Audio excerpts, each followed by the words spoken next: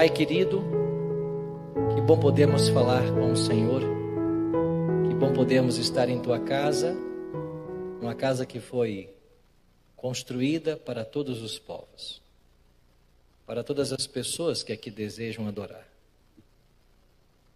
Que bom termos o Senhor como Pai. Que bom termos em nossas mãos uma carta de amor que o Senhor nos escreveu.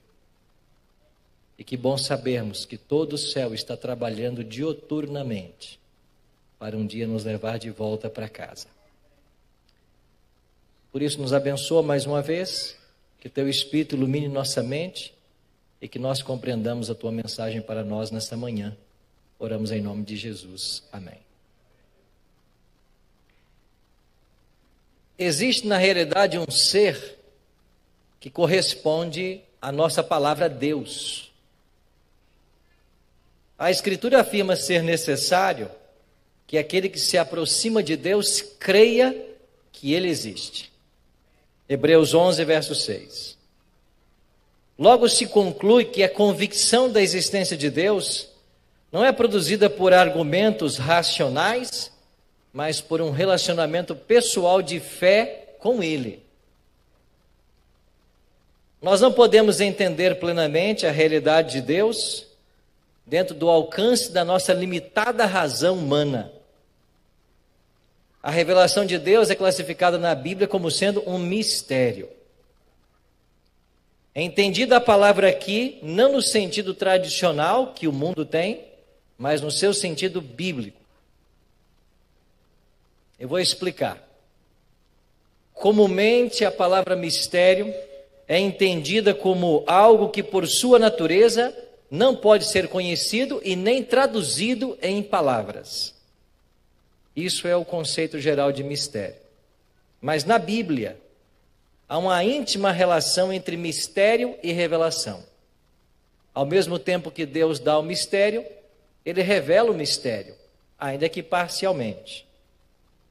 Algo que mesmo oculto ao conhecimento humano, pode ser conhecido através da revelação.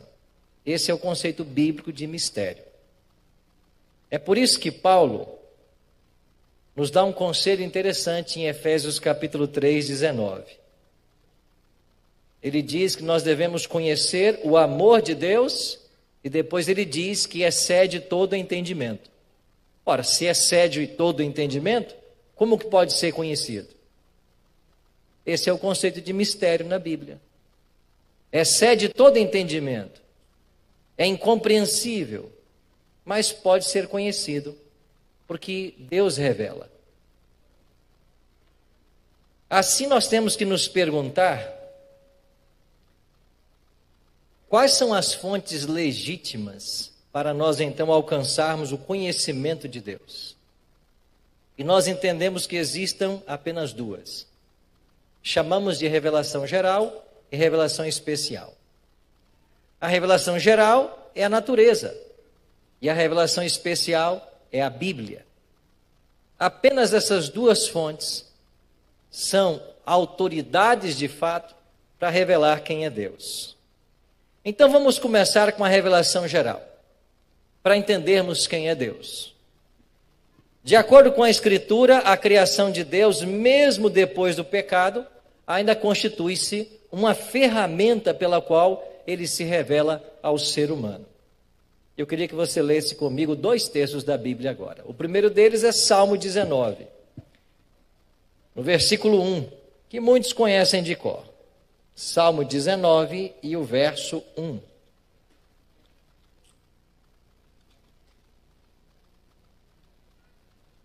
O salmista diz assim: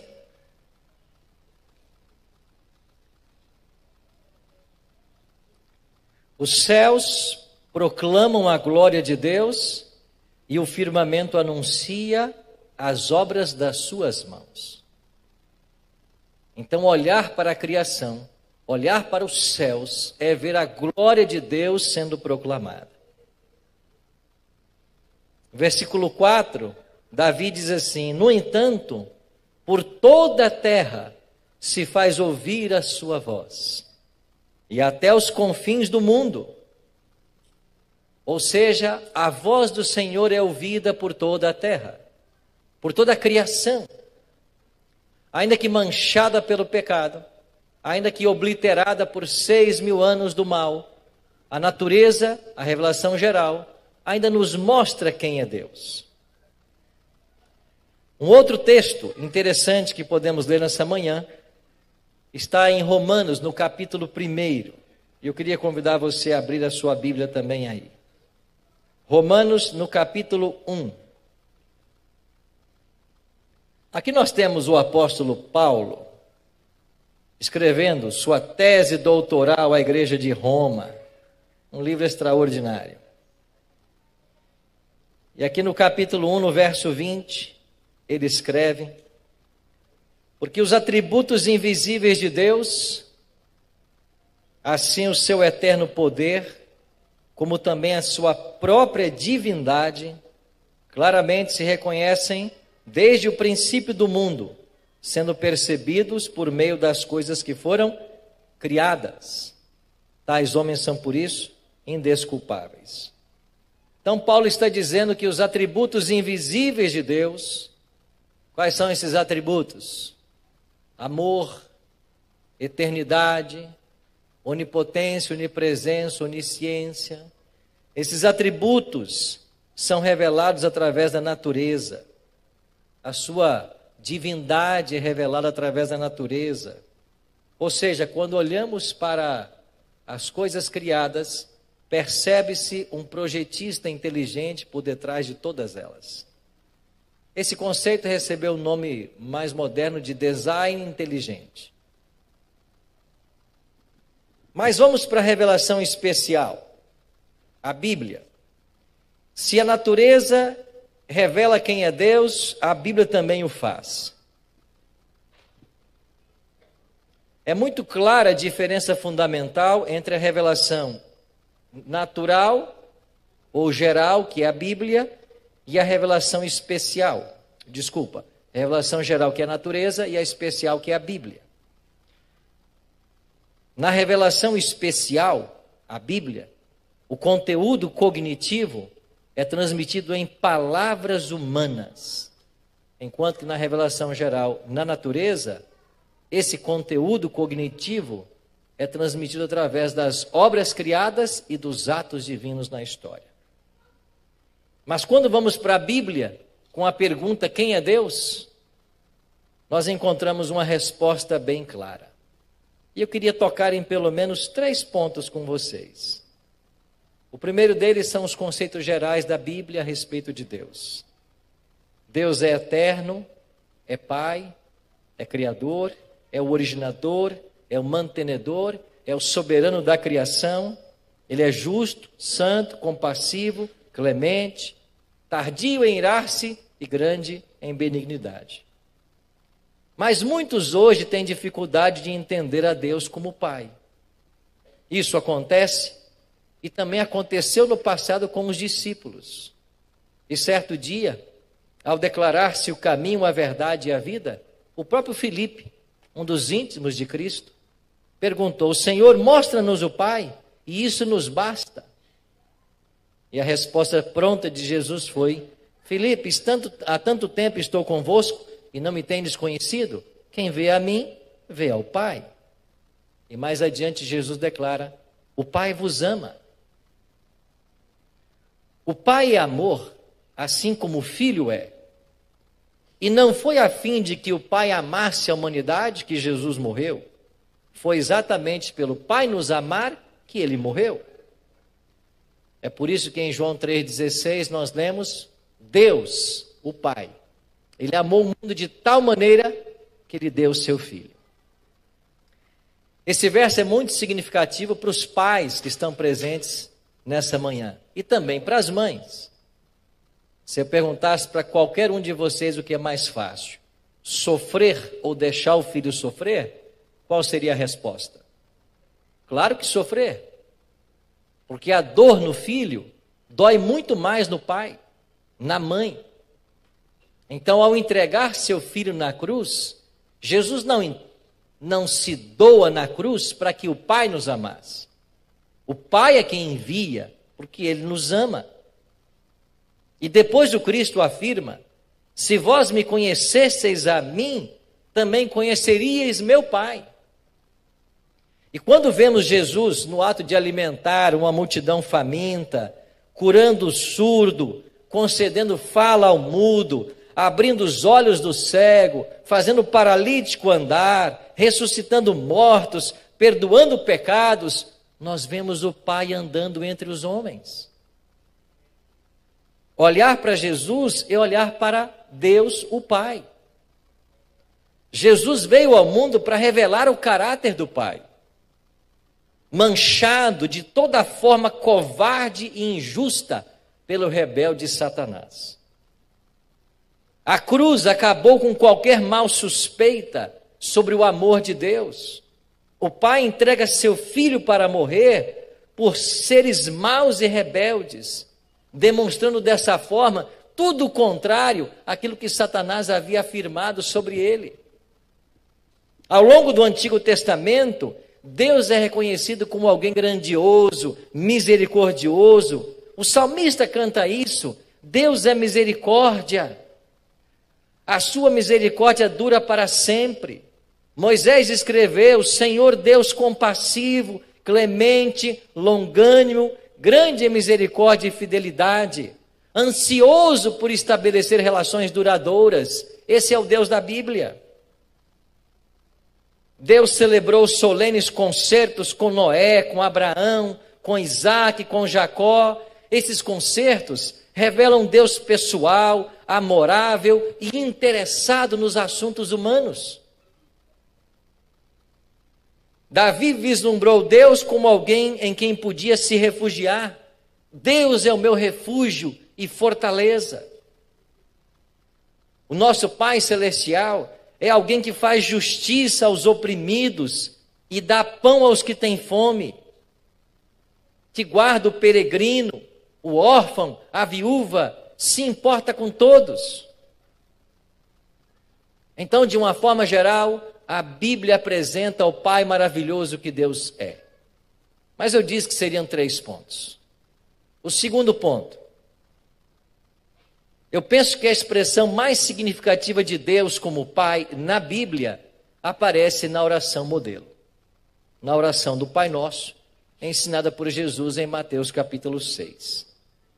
Quando oramos, Pai Nosso que estás nos céus, reconhecemos que Deus é uma pessoa capaz de estabelecer um íntimo relacionamento com seus filhos. Ele é tão pessoal, tão real, tão amoroso, tão atencioso quanto um pai, mas é o Pai do céu. Santo, perfeito em caráter, amorável, gracioso em seus relacionamentos. Pai nosso que estás nos céus. Foi assim que Jesus nos ensinou a orar. Na cruz, estas palavras se tornaram possíveis. E logo após a ressurreição, Jesus disse para os discípulos: eu subo para meu e vosso Pai, para meu Deus e vosso Deus. O apóstolo Paulo confirma esta graça conquistada na cruz. Recebestes o espírito de adoção de filhos, no qual chamamos Abba, Pai. Romanos 8,15.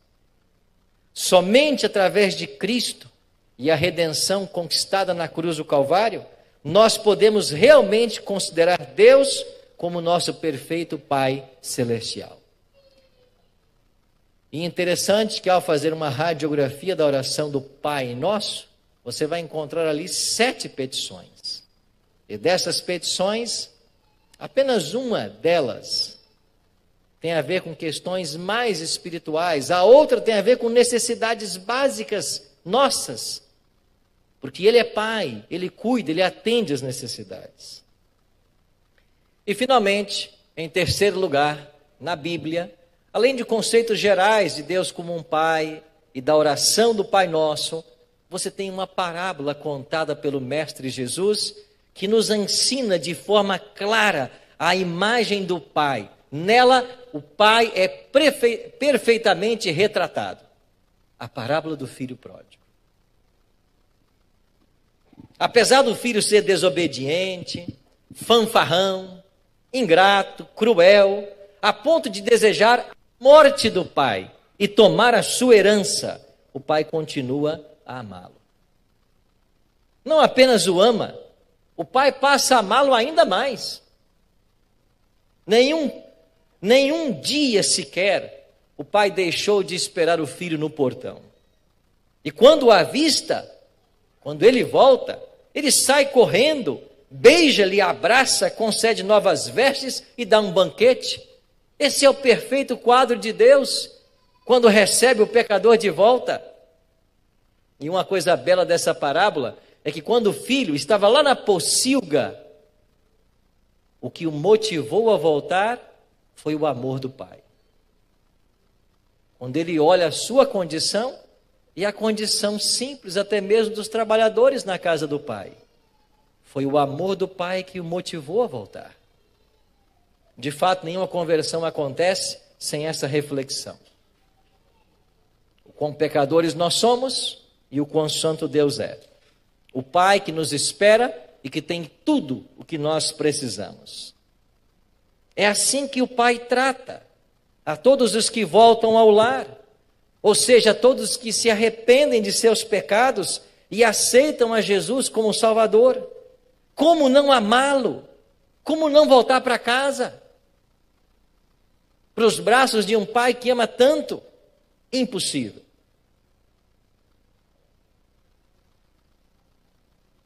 Como poderíamos refutar um amor de tamanha grandeza e falhar em reconhecê-lo como nosso Pai Celeste? E eu concluo minhas breves reflexões falando sobre o Pai que também se demonstra nos relacionamentos humanos. Porque é verdade que a natureza é a revelação geral. É verdade que a Bíblia é a revelação especial. Mas Deus também se revela através dos relacionamentos humanos. E aqui no Salmo 103, eu convido você a abrir a sua Bíblia. Salmo 103, no versículo 13. Olha o que Davi escreveu. Salmo 103, verso 13. Como um pai se compadece de seus filhos, assim o Senhor se compadece dos que o temem. Como um pai se compadece dos filhos, assim o Senhor se compadece dos que o temem. Os relacionamentos humanos, eles nos ajudam a entender Deus. E Deus é apresentado como um pai. Deus é comparado a um pai. O próprio Cristo disse: vocês são maus e sabem dar boas coisas aos filhos, quanto mais vosso Pai Celeste dará também a vocês. Então, os nossos relacionamentos humanos, eles nos ensinam a respeito de Deus. Talvez um dos motivos de haver pessoas ateias, incrédulas nesse mundo, é porque esta relação paternal não foi bem construída na infância. Porque a primeira imagem que o ser humano tem de Deus, ela é oriunda da figura paterna. E se a nossa relação com o Pai terrestre não é boa, isso dificulta um pouco a nossa compreensão do Pai Celestial. Eu queria mostrar uma foto para vocês, por gentileza aí.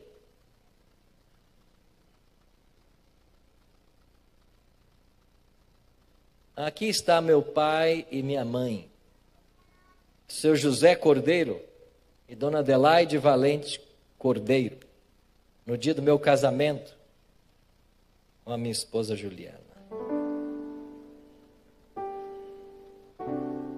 Esse homem criou 9 filhos. 9 filhos. Um trabalhador. Ele ensinou muitas coisas para mim. Muitas. Eu queria enumerar, quem sabe, 2 ou 3. A primeira delas ensinou o trabalho. Com 7 anos, 8 anos, todos os filhos já estavam trabalhando. Isso foi uma bênção incomparável na minha história, na história dos meus irmãos. Porque não pode haver pior coisa do que alguém preguiçoso. E nós aprendemos a trabalhar desde cedo, a ganhar o nosso dinheiro, ter o dinheiro para as coisas. E a gente fazia isso com tanto amor, com tanto carinho. A gente trabalhava com tanta entrega, que eu me lembro que quando eu ganhava o meu salário, e o meu primeiro trabalho foi colando sacolas. Sacolas que naquele tempo eram de papel ainda, se usava na feira para guardar verdura, frutas, né? Sacolas de papel. Eu colava aquelas sacolas. E quando na sexta-feira, ou no sábado, a minha patroa me dava o meu salário, o meu dinheirinho, eu chegava em casa e dizia: mãe, aqui está o dinheiro que eu ganhei essa semana. E dava tudo para ela. E ela tirava então uma notinha ali, devolvia para mim. Isso aqui é para você. Comprar alguma coisa que você queira. Mas meu pai me ensinou. Eu acordei muitas vezes lá em casa de madrugada, com panelas batendo. Era minha mãe fazendo uma marmita para meu pai. E antes que o sol nascesse, esse homem saía para trabalhar. E só voltava à noite. Trabalho. Que bem precioso. Um pai transmite para o filho, quando educa-o, trabalhando, sendo útil.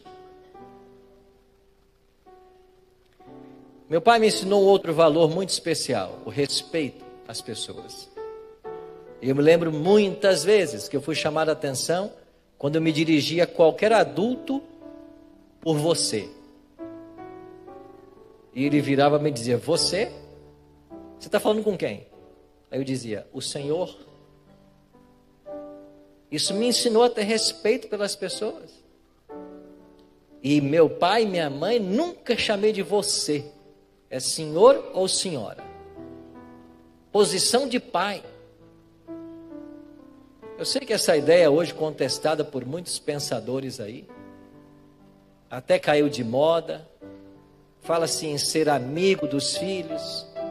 Mas às vezes essa amizade ela é exacerbada. E aí falta o respeito. Falta a posição paterna, materna. Mas meu pai me ensinou isso. E um terceiro ponto, com todos os defeitos que meu pai tinha, não sendo um cristão, não sendo um adventista, com todos os problemas que meu pai viveu, ele me ensinou também a amar. E mesmo nos dias que meu pai chegava em casa bêbado, e foram muitos os dias que ele chegava bêbado, ele com aquele bafo de cachaça, ele abria seus braços e dizia: vem aqui, Litinho. Ele me chamava assim. E eu não importava com o bafo de cachaça. Era meu pai. Meu pai que me abraçava, que dava valor, que perguntava pelos filhos. E essa figura paternal é tão forte e influente em nossas vidas, que eu tive a alegria de ver meu pai sendo batizado. Mas meu pai se converteu porque o coração dele se abriu pela primeira vez quando ele perdeu o pai dele. E quando meu avô morreu, meu pai ficou sem chão. E ele chegou em casa, nessa ocasião já estava na igreja, já era adventista, e ele chorando, pela primeira vez vi meu pai chorar. Ele disse para mim: Litinho, meu pai morreu. E começou a chorar. Primeira vez que eu vi meu pai chorar. E naquela ocasião tive a chance de falar para ele do amor de Deus, do reencontro na ressurreição. E isso abriu uma porta. Essa porta foi se escancarando até que meu pai finalmente foi batizado. Eu tinha um sonho: ver meu pai conhecer meus filhos. Ver essa transição que é às vezes tão bonita. Ele estava aí no meu casamento. Pode passar a próxima foto. Também estava Agileno, meu sogro, que eu tenho a alegria de ter comigo hoje nessa manhã aqui na igreja. Meu sogro Agileno. Aí estão eles conversando.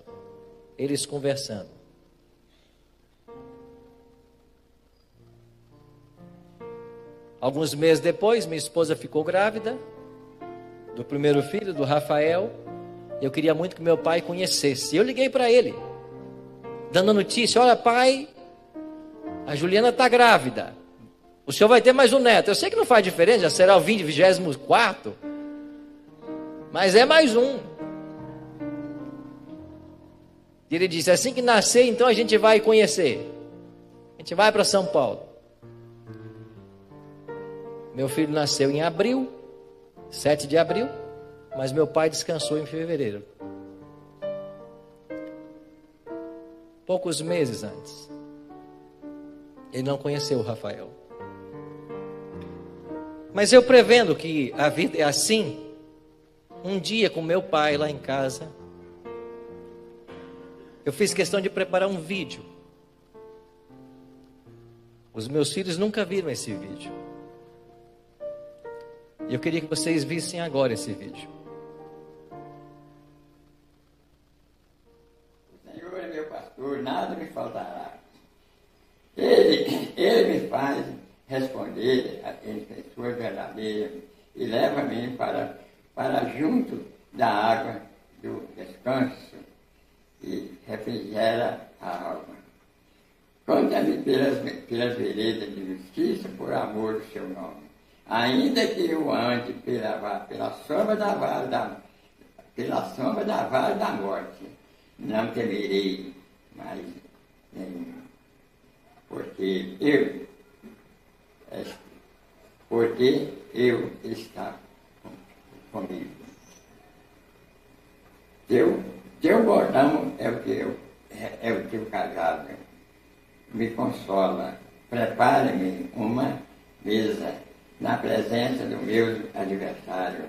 Unja-me a cabeça com óleo do meu cálice de transporta, da bondade e da misericórdia. Certamente se seguirão todo o dia da minha vida, e habitarei na casa do Senhor para todo e sempre. Essa é a imagem que eu quero ter do meu pai. Um homem transformado pelo poder de Deus, nessa ocasião já com um câncer que finalmente o levou, por haver fumado e bebido quase toda a vida. Mas o contato dele com a Bíblia foi especial. E muitas vezes, quando estava em casa, acordava cedo, quando me levantava, lá estava meu pai, com todas as dificuldades de leitura, lendo a palavra, na mesa da cozinha onde ele está ali sentado. Essa herança que nós temos para passar para os nossos filhos. É falar de um pai que nos ama e que vai voltar para nos levar para casa. Como ele acabou de ler no Salmo 23. A minha oração nesta hora é por todos os pais que estão presentes. Eu queria convidar você a ficar de pé, você que é pai. Porque eu queria orar por todos nós, para que Deus nos desse sabedoria, Deus nos desse tato, paciência, amor, para conduzir os nossos filhos para a eternidade. Com todas as dificuldades e lutas que nós temos, como meu pai também teve. Mas ele descansou no Senhor. E o dia que eu sepultei meu pai, foi um momento muito triste, mas também esperançoso.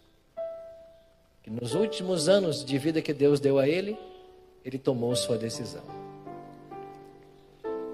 Que nós possamos, como pais, sempre refletir para nossos filhos o Pai Celestial. Que no nosso trato diário, nossos filhos vejam Deus em nós. E que eles aprendam a amar o Pai Celestial através do Pai Terrestre. Vamos orar. Pai querido, obrigado, Senhor, pelo privilégio da paternidade. E nos colocamos em Tuas mãos mais uma vez. Na verdade, nos colocamos em Teus braços, para que o Pai Celestial nos ajude, nos fortaleça, nos anime na nossa missão de Pai também. Que nós possamos ser o espelho Teu para nossos filhos. Que através de nós, eles conheçam o Pai de amor que está nos céus. E que nós possamos nos gastar e ser gastos na missão de preparar os nossos filhos para um dia devolvê-los a Ti. Obrigado pelos pais que o Senhor nos deu. Que nós possamos respeitá-los e amá-los todos os dias da vida. Que esses relacionamentos familiares nos levem ao conhecimento e à experiência do Pai Celestial. Oramos pelos filhos também. E que se por acaso houver nesta manhã aqui na igreja ou nos assistindo pela internet, um filho ou uma filha que tem quebrado o Teu mandamento, que tem desonrado pai e mãe, que o Teu Espírito também atue nestes, para que eles percebam a santidade desse mandamento e para que eles também possam Te amar em espírito e em verdade. Cuida, Senhor, de todos nós e que a Tua bênção seja extensiva a todos os que estão na Tua igreja nesta manhã e nos assistindo também. Oramos em nome de Jesus. Amém.